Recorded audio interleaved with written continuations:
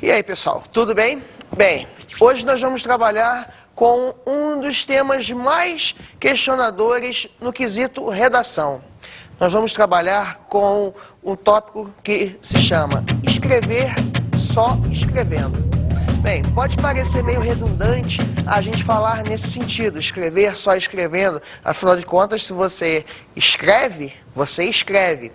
Mas o que nós queremos fazer é frisar bem o que representa realmente a condição da escrita para você que está aí se preparando para o concurso, se preparando para o vestibular, ou então simplesmente você está querendo aprofundar seus conhecimentos de escrita no que diz respeito ao contexto mais artístico ou simplesmente no contexto mais técnico da palavra.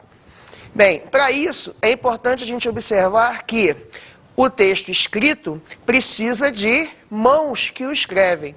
E então eu convido vocês a uma reflexão. Como é transformar estudantes comuns, como você, em escritores de qualidade? Como é que nós podemos transformar pessoas teoricamente comuns em escritores de qualidade? Bem, você pode não estar acreditando que você poderia se transformar em um escritor de qualidade. E eu digo para você que não é verdade. Você pode sim se transformar em um grande escritor.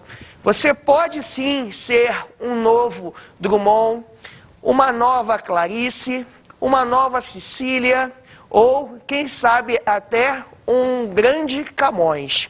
Geralmente, o vestibular pede em suas provas que os estudantes escrevam sobre temas dissertativos. Isso daí é importante pelo seguinte, para o vestibular, para a universidade, o que importa é que aquele estudante, aquele candidato, seja uma pessoa altamente questionadora, altamente capaz de pensar sobre a sua própria realidade. Cada pessoa enfrenta o texto escrito à sua própria maneira, ao seu bel prazer. Na verdade, o que importa para a gente é ver que o estudante, no caso você, né, que está aí se preparando para ser uma pessoa competitiva na nossa sociedade, o que importa é que você seja uma pessoa em dia com a notícia, ou seja, que você esteja em dia com a sua própria existência no mundo. Bem, para isso, a gente vai observar que uma das formas mais contundentes de escrita que nós observamos na nossa realidade, no nosso cotidiano, é justamente o jornal. Dentro do jornal, nós temos algumas coisas extremamente importantes. Nós temos notícias, nós temos entrevistas, nós temos reportagens. E aí, pessoal, preste atenção, porque vejam só, se você consegue dominar aquilo que está escrito ali naquele jornal, se você consegue realmente se degladiar com aquelas palavras que vêm escritas por meio daquelas traçadas linhas, você consegue então se dar conta de que você está dominando todo o mundo à sua volta. É importante a gente perceber que uma pessoa que domina o texto jornalístico, ela também está dominando, de certa forma, a sua própria realidade. Ela também está dominando a sua própria condição de ser e estar no mundo. Um jornal, ele não se faz só de notícias. É lógico que nós precisamos dominar todos os meios de comunicação com os quais a gente se depara dentro das páginas do jornal. Afinal de contas, se nós queremos que a leitura, né, então aí já não falo nem só do jornal, mas a leitura como um todo, seja realmente uma prática política, é importante que a gente também entenda todas as outras mensagens subliminares que são passadas para nós por meio daquelas páginas. Nesse contexto, nós podemos trabalhar, por exemplo, com algumas abordagens mais comerciais No caso, por exemplo, a gente pode trabalhar com a publicidade e propaganda. Nesse contexto, é importante que o estudante ele também entenda quais são as conotações, até artísticas, que a publicidade e a propaganda podem oferecer a ele. Carta argumentativa dos leitores. Você já parou para ler aquelas cartas que são escritas pelos leitores? Pois bem, você sabia que aquilo ali também pode ser o tema de uma redação de vestibular? A Unicamp, por exemplo, trabalha com cartas argumentativas, em que o escritor, o estudante, o candidato, ele tem que realmente se posicionar no lugar de uma pessoa que está questionando uma determinada ação e enviar o seu texto para alguém requisitando um determinado processo, ou geralmente um processo de melhoria, lógico. Bem, é importante então que, ao se deparar com determinados problemas, você também tenha em mente que você tem nas mãos o quê? O poder de decisão, o poder de veto e o poder de escolha de algumas ações. Quando você está consumindo um determinado produto e você não, digamos, não está satisfeito com aquele produto, você recorre a quem? A defesa do consumidor. Como é que você recorre à defesa do consumidor? Você chega lá, você fala com alguém, mas você tem que expor o quê? Argumentos. Você já imaginou todas as coisas que vocês poderiam conquistar se vocês detivessem o poder da palavra? Vocês já imaginaram todas as ações que vocês poderiam alcançar se vocês detivessem o poder da palavra? Pois bem, as cartas argumentativas, elas requisitam que os leitores sejam pessoas críticas. E aí a gente vai para um outro ponto do nosso jornal, que não é necessariamente a notícia, que é a parte da crítica. Bem, crítica de quê? Crítica de filmes, crítica de livros, crítica de qualquer coisa que seja algo que é fornecido a você, consumidor. Bem, o jornal, ele precisa ter em mente que, na verdade, ele existe para atender você. E você também tem que ter em mente que o jornal existe para atender você. Bem, além da crítica, nós vamos chegar a uma parte do nosso jornal que é de extrema importância, que é justamente o quê? O editorial. No editorial, você consegue ver quais são as linhas mestras qual é o pensamento básico daquele jornal. Com o editorial, e geralmente quem assina o editorial é o editor-chefe do jornal, você consegue perceber quais são as tendências políticas que aquele jornal apresenta e qual é a linha de pensamento que ele vai apresentar. Imagens, sonhos e roteiros, a escrita da arte. Bem, e aí a gente começa a se deparar com outras formas com outras manifestações do texto escrito. E nesse sentido, a gente volta a falar daquilo que eu apresentei a vocês no início da aula. Como é que você vai conseguir se tornar uma pessoa, um escritor de qualidade? Como é que você vai conseguir se tornar um escritor conceituado? Alguém que realmente se apresenta no mercado com uma determinada flexibilidade diante do jogo linguístico. Bem, uma das formas de você responder a essa questão é se deparar com o conceito de arte. É lógico que um texto artístico é um texto extremamente subjetivo. É lógico que um texto artístico é um texto extremamente pessoal no que diz respeito à própria questão da forma, da linguagem e dos temas.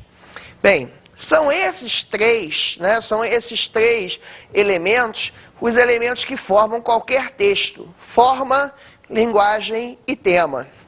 E aí, um texto artístico, ele vai se apresentar geralmente de maneira mais livre, com uma linguagem mais pessoal, mais intimista e com temas mais voltados para a própria sociedade.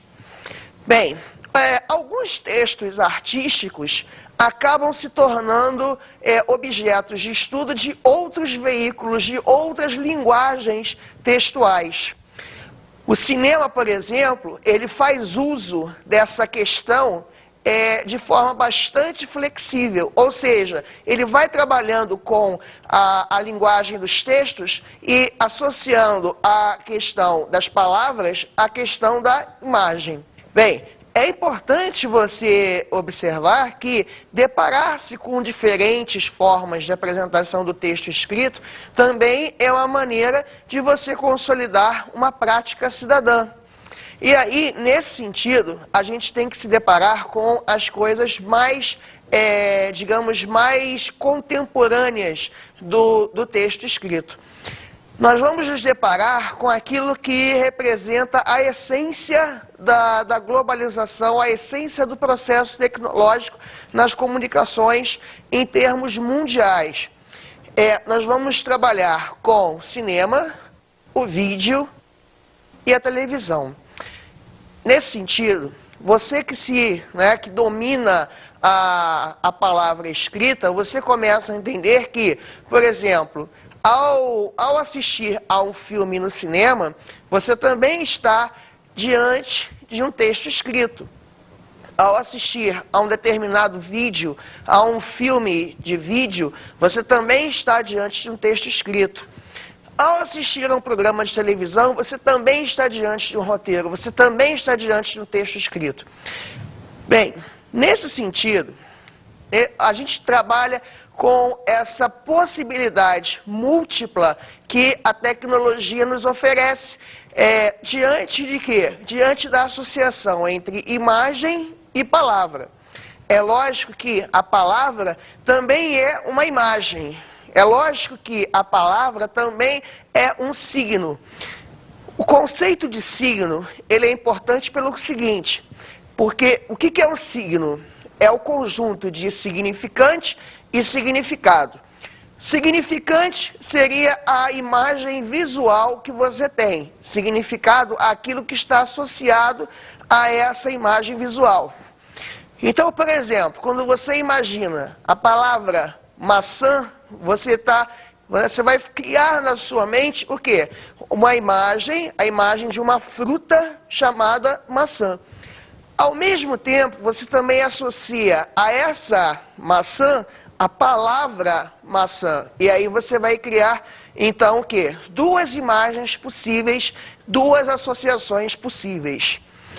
Então, trabalhar tecnologicamente o texto escrito é você conseguir perceber que, na verdade, todo o processo de criação das linguagens múltiplas com as quais você se depara é um processo que visa a criatividade, que visa a pesquisa estética e que visa principalmente as noções de arte e arte como transfiguração de uma realidade muito maior do que aquela com a qual a gente se depara. A realidade do mundo em que nós estamos, que nós estamos habitando, o mundo em que nós estamos inseridos. A aquisição da escrita como forma de se construir a cidadania. Na verdade, o que nós queremos, o que estamos objetivando é que você se torne um cidadão crítico diante da sua própria visão de mundo. O que nós queremos é que você tenha em mente e que você tenha nas suas mãos o poder de questionar a sociedade à sua volta da mesma maneira que determinados escritores já fizeram anteriormente. Bem, vale a pena nesse momento a gente lembrar de um grande escritor que também foi questionador ao seu tempo, Machado de Assis. Se você, por exemplo, observa o romance Memórias Póstumas de Brás Cubas, você vai ver que, no meio da narrativa, nós temos uma série de capítulos que são extremamente dissertativos. E aí vale a pena a gente lembrar também das primeiras palavras do romance, quando ele diz, né, ao verme que primeiro roeu as frias carnes do meu cadáver, dedico esta narrativa. Bem, pessoal, se você tem um livro em que você dedica o livro ao verme que roeu as carnes do seu cadáver, é lógico que você está morto. O próprio Machado de Assis, quer dizer, na verdade o Brás Cubas, dizia na sua obra: não sou um autor defunto, mas sim um defunto autor. Bem, nesse sentido, é importante a gente perceber o seguinte, que o fato de o narrador estar morto fazia com que ele se distanciasse da realidade crítica que ele estava objetivando denunciar. Então, dizem os especialistas que, quando Machado era questionado sobre a linguagem tenebrosa que ele ostentava no livro Memórias Póstumas de Brás Cubas, ele simplesmente respondia: ora, fale com Brás Cubas, não comigo. E aí, veja bem, galera, o que você entende com isso? Ele queria mostrar para as pessoas à sua volta que ele não era responsável por aquelas críticas que estavam sendo feitas naquele romance. Nesse sentido, é importante você ter em mente que você também pode ser um escritor cidadão ao dominar determinadas críticas. Bem, o que você vai apresentar, então, na verdade, vão ser algumas modalidades textuais com as quais você vai ter que conviver para o resto da sua vida. Quer ver um exemplo? Textos de apresentação científica, o que são eles? Você já parou para pensar nos trabalhos que você faz no seu colégio? Você já parou para pensar nas tais pesquisas de ciências, de química, física, biologia que você faz? Agora imagina você aumentando essa pesquisa por 10, 20, 30, 50, multiplicando isso por 50 vezes. Imagine que você vai ter que fazer uma dissertação de 150 páginas. Tá achando estranho? Tá achando muito? Pois é justamente isso que você vai ter que apresentar quando estiver na faculdade. As monografias de graduação costumam ter entre 50 e 100 páginas. Só que o modelo delas é exatamente o mesmo que a sua dissertação escolar. Ou seja, introdução, desenvolvimento e conclusão. Então, nada difere daquilo com o qual você já está acostumado. A única diferença, na verdade, é com relação ao tamanho, à extensão do texto. Então, se você não gosta muito de escrever, vamos mudar esse pensamento, vamos mudar essa prática. Vamos começar a criar uma prática cidadã muito mais efetiva. Afinal de contas, a gente só vai mudar a realidade se a gente também mudar a nossa própria percepção. E o manifesto, então? Você já parou para pensar quantos escritores conseguiram modificar a sua realidade por meio dos manifestos? O modernismo brasileiro, por exemplo, trouxe à tona alguns dos principais manifestos da nossa cultura. O Manifesto Antropofágico, o Manifesto da Poesia Pau-Brasil, o Manifesto Verde e Amarelo. E aí, aqueles poetas que, naquele momento, redigiram determinados tratados sobre as condições estéticas do momento, aqueles poetas conseguiram perceber que toda uma realidade estava sendo transformada por meio daquela abordagem crítica. Então, também crie os seus manifestos dentro da sua escola, na sua casa, com os seus relacionamentos. Crie manifestos que realmente tentem mudar a sua própria realidade. Abaixo-assinado é outra forma de você trabalhar essa realidade mais cidadã. Observe se na sua comunidade você não tem um grupo de pessoas insatisfeitas com um determinado serviço. Redija um texto que expresse aquela insatisfação, requisite um serviço, requisite uma resposta a uma determinada pessoa que tenha um certo poder, uma certa influência na sociedade. Diante disso, você vai estar efetivamente criando laços com a própria sociedade. Além disso, é importante você ter em mente que é o jogo linguístico que realmente cria o poder, né? Ou seja, a língua tem o seu poder. É lógico que nós podemos fazer revoluções com armas, mas as revoluções mais efetivas são feitas com a palavra. Nesse sentido, escreva cartas abertas à população, publique textos abertos à população, envie mensagens a todas as pessoas ao seu redor e você vai ver que, diante de um veículo importante como um jornal, você vai conseguir, então, ser uma pessoa útil, cidadã e com uma prática diferenciada, que é o que realmente faz com que nós sejamos melhores. Construção do ser artístico. E aí, nesse sentido, então, eu quero convidar você a ser um artista. Eu quero convidar você a ser um poeta. Você já parou para pensar que a poesia pode estar mais próxima de você do que você imagina? Você já parou para pensar que, de repente, você pode estar mais condizente com uma realidade poética do que você imagina? Afinal de contas, o que é poesia? Então, como dizia José Paulo Paes, o poeta, poesia é uma ilha cercada de símbolos por todos os lados. Bem, na verdade, o que nós podemos objetivar nesse momento e nessa definição é mostrar que, na verdade, o que eu quero é que a sua linguagem seja uma linguagem carregada de símbolos, carregada de significados, carregada ao máximo de significados. Bem, nesse sentido, vale a pena também a gente perceber que a poesia é arte, e arte é a transfiguração de realidades.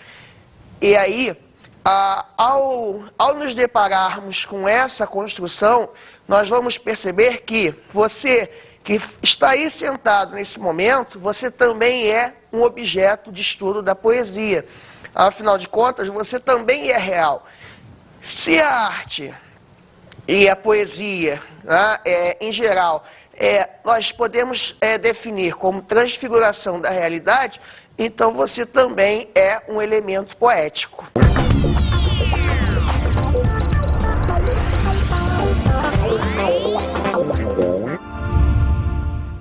Bem, pessoal, como dicas de estudo de hoje, eu vou sugerir 3 livros inusitados. Por quê? São 3 livros, 2 deles que são voltados para crianças e um deles que é voltado para o começo da vida literária.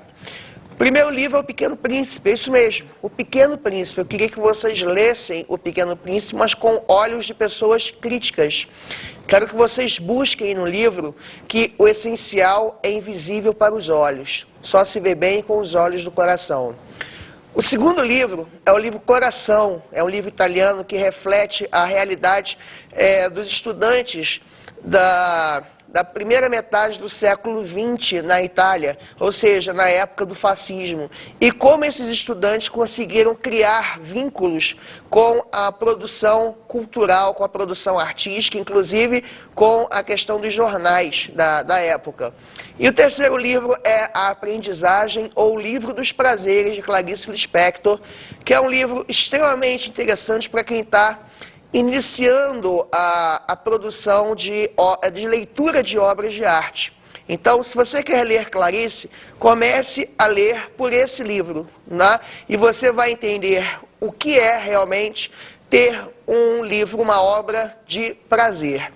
Ok? Até a próxima, a gente se encontra então.